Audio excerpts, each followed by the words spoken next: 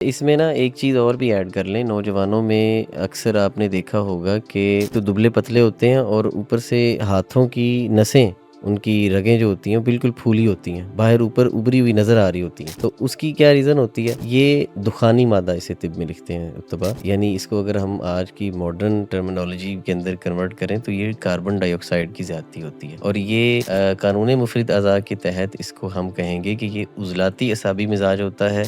عضلاتی اعصابی مزاج بھی مکمل نہیں ہوتا ہے، عضلاتی غدی کی طرف جا رہا ہوتا ہے، تو یہاں پر یہ مسئلہ آتا ہے پیش، اور اس میں بلڈ پریشر ہائی نہیں ہوتا ان کا، بلڈ پریشر ان کا نارمل ہوتا ہے یا لو ہوتا ہے، اور خون کی بھی کمی دیکھی جاتی ہے۔ ایک بات یہ بھی اس میں دو چیزیں بھی ہوتی ہیں، فرق ہوتا ہے اس میں، یا تو رگیں تحلیل سے پھیلی ہوتی ہیں یا تسکین سے پھولی ہوتی ہیں، تو یہ دو طرح کی صورتحال ہوتی ہے۔ اس میں